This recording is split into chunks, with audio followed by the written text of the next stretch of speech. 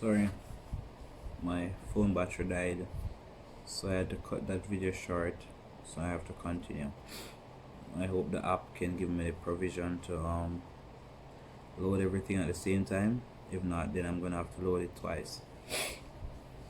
So, like I'm saying, if anyone is listening to my video or watching my video, live your truth. If that means you have to stay in Jamaica, live a life of a heterosexual to be happy and to be alive, at the end of the day is whatever makes you happy. Some people are happy being a bisexual. It's who you are. Live your life to the best of your ability. I played the role of a straight person for a few years. It was killing me inside. But I did what I had to do until I was able to get to Canada. Now I can live my life as a trans man. As I was saying earlier on, if anyone was watching my video, I hope you feel encouraged and motivated. It wasn't easy to talk about this. Not that it wasn't easy, it's not something I want to talk about because it's my personal life and private life. But I think sometimes we need to come out of our shells and speak about these things so other people can be blessed and encouraged. I know a lot of people think that I'm a trans or I'm a part of the LGBTQ because I was molested, raped, abused by men. No. I honestly feel like I was born this way. From ever since I was a child, I've been having these feelings and I cannot emphasize it more. I could say every blog I do, I speak about how I've been feeling all my life. So even if you've not watched my other videos when I did the definition of who a trans person is or a transgender, then you will see that the passion that goes with me when I say I always feel like a man trapped inside of a woman's body. And this is why I'm syncing my body with my brain right now. That's what transition is all about for me. And pending my surgeries, because of the whole coronavirus, then the surgery, the first one has been pushed back, I guess. So I'm just waiting my turn. But like I say, people respond to things differently, and we cannot judge people. I don't judge people. So when I see a person acting a certain way, I would rather look into the situation and see what could have caused the person to react like this. What could have caused the person to respond like this. As I said, Macron's story hit me in a certain way. The video that I saw last night, and that is why I decided to do my video today. Because people are saying she's happy with her life, which is true, could be true, but there is something deeper. She had her son, or she got pregnant at the age of 13. We know the laws in Jamaica. 13 is not the age of consent. A 13-year-old is not in the position to consent to having sex. When those persons had sex with me at the age of 13, it was not a nice feeling. It was not something I wanted. I never consented to it. So if she feels like she consented to sex at the age of 13 and gave birth, then kudos. That's good for you. But I think there's something deeper that people don't talk about, that people don't see, and a lot of persons turn a blind eye. I was sexually assaulted at the age of 13. It started from I was about 6. It was my last year in kindergarten. 5-year-old going 6. And it's not like I lack love from my parents, because my mom was always around. My mom was always there. But I'm from a very big family. My mom has 10 kids. My dad has somewhere between 16 or 17 kids. I'm not really sure. Right? And the fact that he has so many kids, but at the same time, he's married to my mom, but yet he still has more kids than my mom has. So you do the maths. I'm not here to put my family on blast. I'm just speaking my truth. So a mother having to take care of 10 kids. When I was 6, I had 2 younger siblings. So she has to be taking care of the younger siblings because they would have needed more attention than I, right? So going to her and telling her all these things that was happening to me, I never felt like I should, because she already has her hands tied, and the person who was assaulting me is someone who's affiliated with her. So I don't think she would have believed me. And when I finally tried talking to her about it, I was shut down. You know, back home they would say, like, when a child starts to speak, they have the thing where say, "Pitney, shut up! You chat too much. It's not your time to speak." You know what I mean? So as soon as you start say, if you should go to your mom and you say, "Mom, mom, mom," and they say, "Shut up! You chat too much," then how are you gonna continue speaking? I'm not saying that's how she was, because she wasn't that type of person. But even now as adults, if you're in school and you ask the teacher one question and the class looks at you a certain way, sometimes you become intimidated and you don't want to ask another question. And sometimes you ask 3 and 4 more questions in the class, so you chat too much, you ask too much question, and you're nosy, you're bright, you're this, you're that. I was this person in the family who I don't really talk much, and I was always like withdrawn, like a loner. So when I try to talk to people and they make a certain comment, then I'm done. I have nothing more to say. So I spoke to one of my aunt about it. She shut me down. So that, no, well, that aunt is now dead. So when she shut me down, it killed my self-confidence as a 6-year-old. When somebody touch you as a 6-year-old, there's not much that you can explain. I'm an adult now, so I remember what I went through. But if you notice, a 6-year-old now have a lot of sense. Back then, us as 6-year-old never had a lot of sense. Not saying in a bad way. I don't mean it in a bad way. What I'm trying to say is, as a 6-year-old, you barely know words.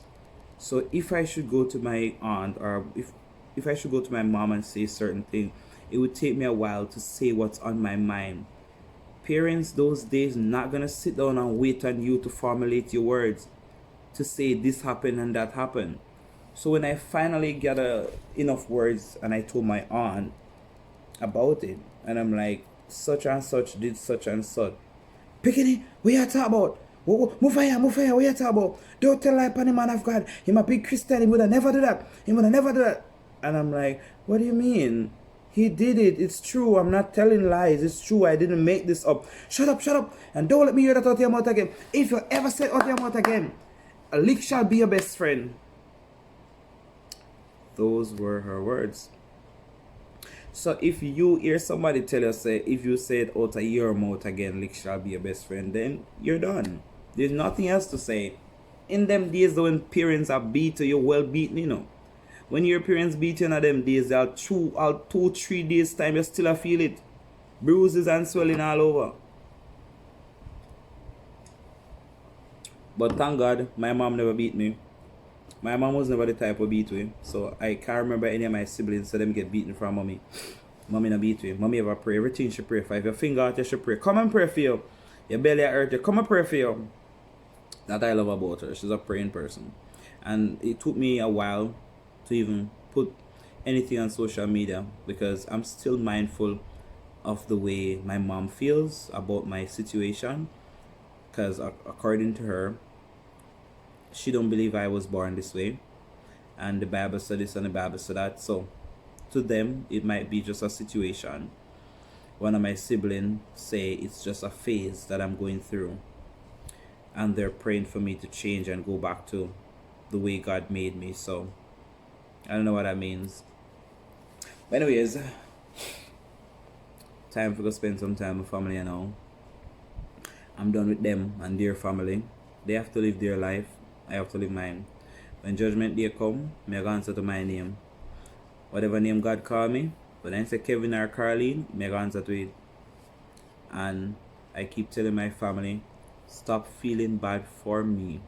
You did not fail me as a brother. You did not fail me as a sister. I had to go through what I went through to be who I am now. And I am not gay because I was hurt or abused sexually. I am gay because I was born this way. Stop feeling bad for me. When people ask you, because I know people will be asking my brothers, especially the ones who are ministers and Christians and pastors, why I am like this, and people will be judging them. I would tell my family, if you're my cousin, my brother, my uncle, my sister, my grandmother, whoever it be, if you say we're a family and anyone should come to you with my name and my sexuality or my gender, because my gender, I'm a trans man, my sexuality, I love women. If anybody should come to you speaking about my name, tell that person to come and ask me whatever they want to ask me. Do not answer any questions for me. You're not obligated to. You are not my keeper. You're not my advisor. You're not my consultant. Anybody who wants to come to you and say, oh, I saw Kevin on video. Oh, Miss Merle Data, they on video and they on YouTube, and Miss Merle Data this, Miss Merle Data that. Tell that person to come to me and tell me themselves. They can email me. My email is hotheadk@gmail.com. hotheadkaye@gmail.com. You can find me on Facebook. Kevin Patrick is my Facebook. And you can find me on my personal trans page on Facebook. It's Kevin Konsious Davis Transman. I'm tired of living a lie. I'm tired of being silenced. My family, my friends have been silencing me for years because they are not comfortable with the life I live. I'm going to put it out there now. If you're not comfortable with my life that I'm living, you don't have to be my friend. You don't have to be my family. As of today, disown me. It's okay. Nothing lost. At the end of the day, I serve a mighty God, and I have a good connection with my God. I pray daily. I pray without ceasing. I read my Bible. I even have the Bible app on my phone, where it's the Bible game app, where I play the game, where they ask you scriptures and where it's taken from, and you try to guess the puzzles and the words and the scrabbles and whatever. That's how much I know my Bible. I keep in touch. The church people who will be watching this, you knew I grew up in church. I was a very active member in church. I was a part of the choir. I used to lead the teens group. Never ever have I ever tell the teenagers to become lesbians or gays. Ask them. I kept my sexuality and my sexual preference on the down low. Even when I was at church, as them would have say, I get in a spirit and I live my life, I was still sexually active with women, and God never judged me. It's just fornication just the same. Whether you're having sex with a man, a woman, a girl, as long as it's consent, it's sex. It's still fornication. But they're making it seem that even though I'm fornicating, I'm still committing another sin of homosexuality. So that's two sins. No, it's one. The only sin that I was judged for, if any, would have been fornication.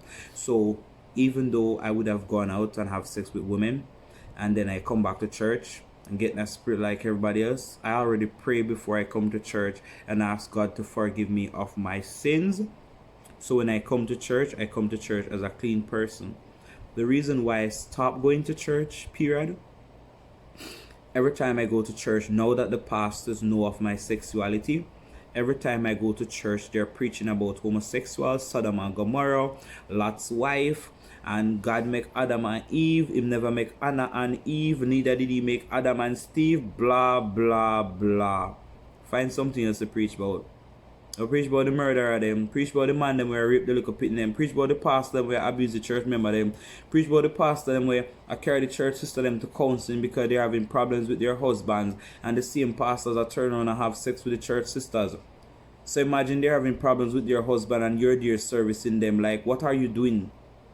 How are you helping the church? What kind of God you serve? But no, you are not going to preach about that. You're not going to preach about the incest that's happening in your family. Nope. You're not going to preach about that. And all them cousins there who had sex with me and think that they were doing, I don't know what they were thinking. But you all might need help too. You all might need help. Because the same way you could have sex with me knowing that you're my cousin, be careful. And I hope you're not having sex with your kids. I hope you're not having sex with your kids. All my cousins who sexually abuse me and molest me, I hope you're not having sex with your kids. My daughter will not be coming around any of you, because I'm going to tell her point blank all your names. I'm not keeping secrets somewhere. I tell her point blank all your names so she does not come around you. As for the rest of the family members, I'm not going to call nobody's name. Watch your daughters. Watch no little pitney them. On a little girl pitney them wanna have a go pan down with some cousins. Watch no kids them. Because incest is something that a lot of people don't talk about. And incest is not one-sided. It could be in your mother's side, it could be in your father's side, it could be in your great-grandfather's side, it could be a stranger who is like a family member. So anyways, not taking up too much of your time. You know what to do. If you like my video, leave a comment. If you don't like my video, you can still leave a comment, but just make sure that your comment meets the standard of YouTube. I don't tolerate hate speech. I don't tolerate bullying. If I see any comments that I take it personal and it's offending me and my journey, I will remove your comment. I'll respond to you first if I feel like. If I don't feel like responding to you, I might just remove your comment. But that's it for now as I go through my journey. Thank you for subscribing. Thank you for liking my video. Feel free to share it if you want to share it. The choice is yours. Have a good day. Kevin Conscious Davis, I'm out.